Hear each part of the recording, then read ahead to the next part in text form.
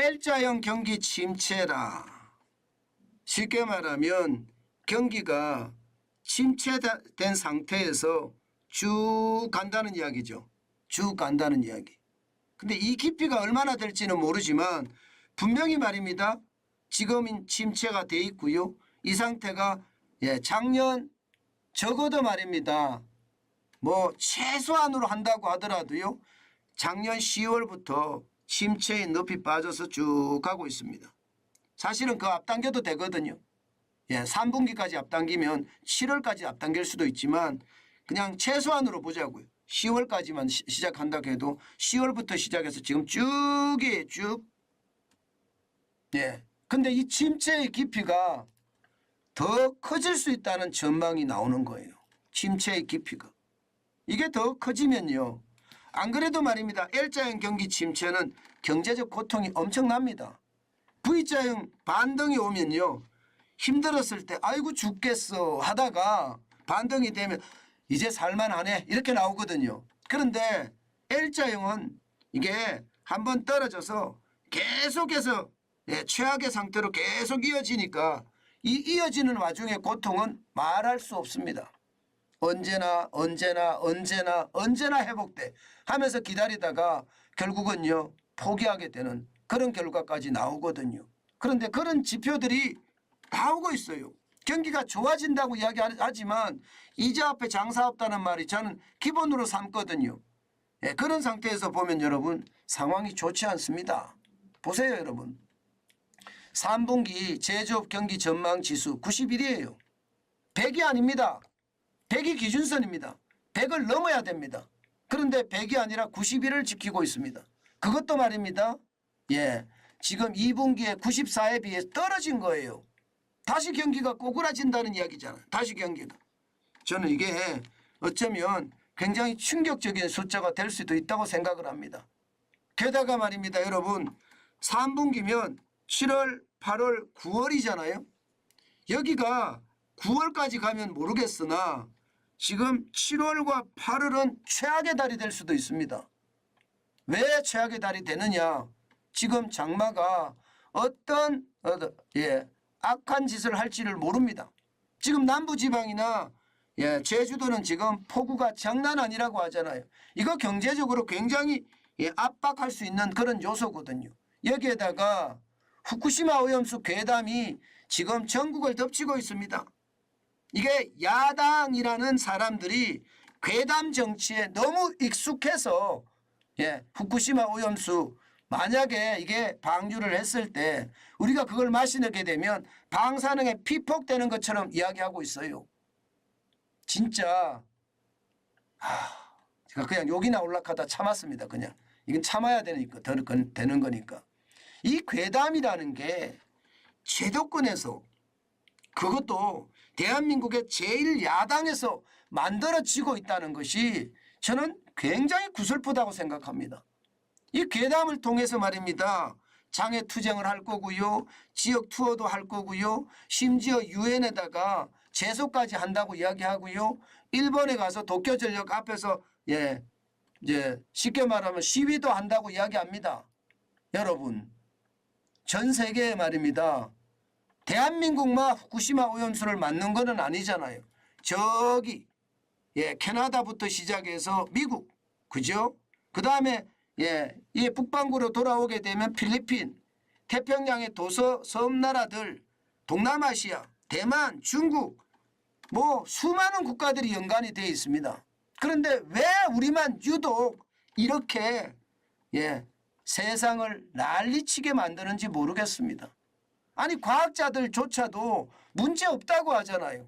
그런데 제도권에 있는 제1야당이 대한민국의 최고의 과학자들을 돌팔이 과학자로 치부해버리면서 지금 오염수 계단을 확대시키고 있습니다. 여러분 진짜 안타깝지요. 제도권의 제1야당이 이런 모습을 보인다는 거. 제가 봐서는 돌팔이 과학자가 아니라 돌팔이 국회의원인 것 같아요. 국회의원. 저도 국회의원이란 말이 안 나오네요 이제. 워낙 이렇게 하니까. 이렇게 되면 여러분 수산업에 대한 치명타를 가할 거예요. 수산업에 대한 치명타, 광우병 때 소고기, 각 고깃집 난리 났잖아요. 예, 사드 괴담 때 성주 참외 난리가 났습니다. 지금 오염수, 예, 후쿠시마 오염수가 이대로 가면 수산업에 대한 이번에는 광범위합니다. 광범위해요. 광우병만 하더라도 소고기 안 먹으면 돼지고기 대체제가 있어요. 닭고기도 대체제가 있습니다. 이거 수산업은 대체제도 없습니다. 예, 그러니 그에 대한 충격파가 저는 굉장히 커질 거라고 생각을 하고요. 여기에다가 노동계 파업이 시작이 되고 있어요. 7월부터 노동계 총파업까지 한다고 합니다. 예, 그런 상태에서 우리 경제가 잘 나갈 수 있을까요? 잘 나갈 수 있을까요? 쉽지 않아요. 그러면 이게 더 충격적인 사태까지 벌어질 수도 있다 이렇게 이야기합니다. 오죽했으면 여러분, 오죽했으면 자동차가 98밖에 안 될까요? 지금 자동차 난리잖아요.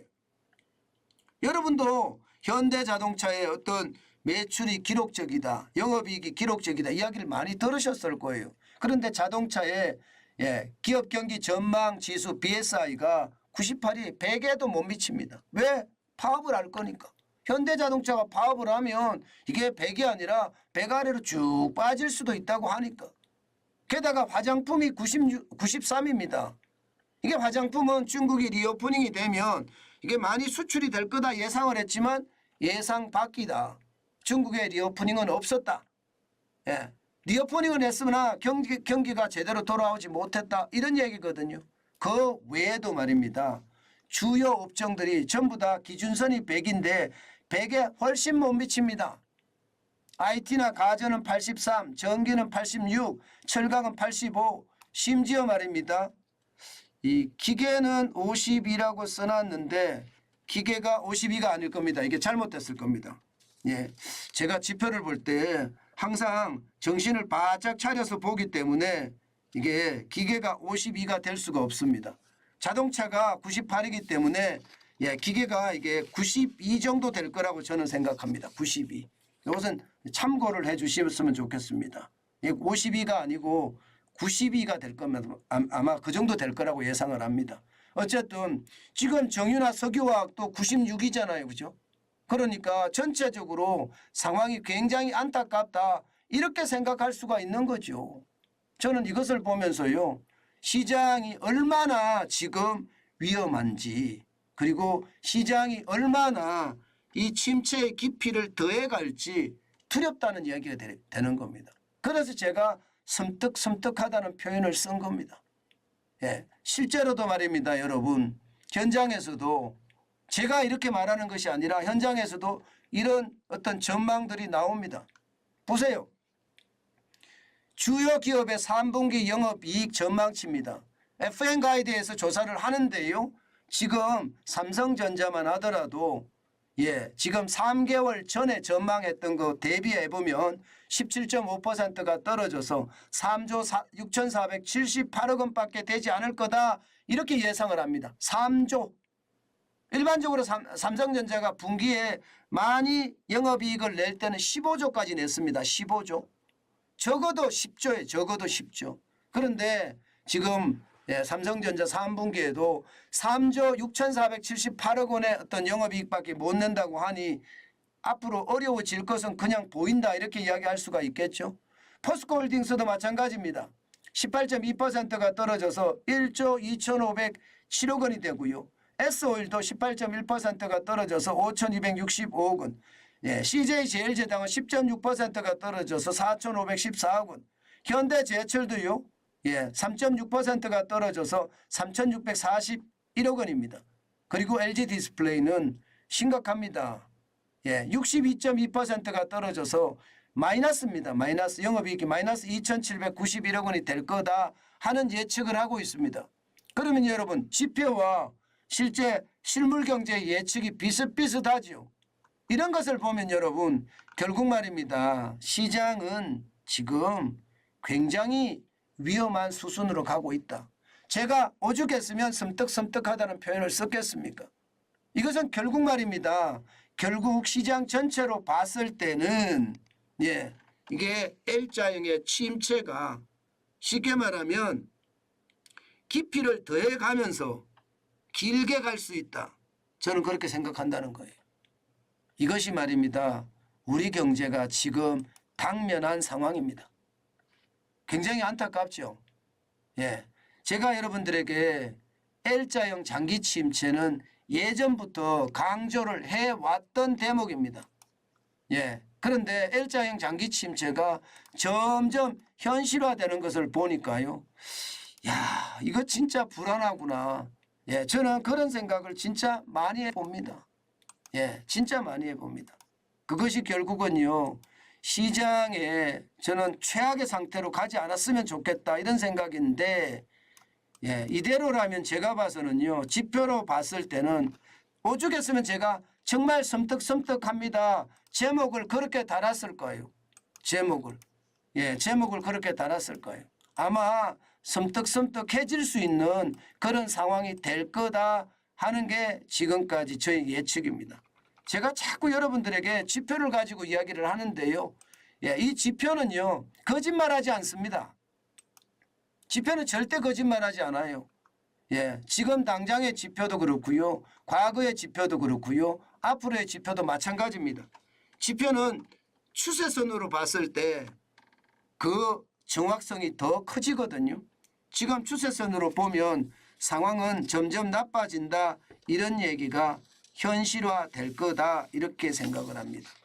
그렇다고 정부가 부양을 하기도 만만치 않아요. 여러분도 알다시피 부양은요 굉장히 어려운 수순입니다. 굉장히 어려운 수순이에요.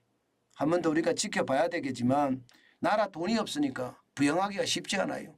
이재명 더불어민주당 대표는 왜 35조의 추경을 안 하냐 이렇게 이야기하는데 그들은 그들 방식이고요. 예, 윤석열 정부는 윤석열 정부 방식입니다. 예, 무조건 돈 퍼주기 안 하겠다는 거예요. 예, 그리스로 안 가겠다는 거예요. 과거의 그리스로. 예, 현재의 아르헨티나나 현재의 베네수엘라로 안 가겠다는 거예요. 이재명 더불어민주당 대표는 현재 아르헨티나나 현재 베네수엘라로 자꾸 가자고 이야기하잖아요. 계속 끌고 가려고 칩니다. 사실 이미 말입니다. 좌파적인 경제는 망했거든요. 예, 이미 문재인 정부 5년 동안 다 망해서 모든 사람이 다 압니다. 그런데 아직도 구태에 빠져서 허너적거리는 걸 보니 참 안타깝다 하는 생각을 다시 한번 합니다.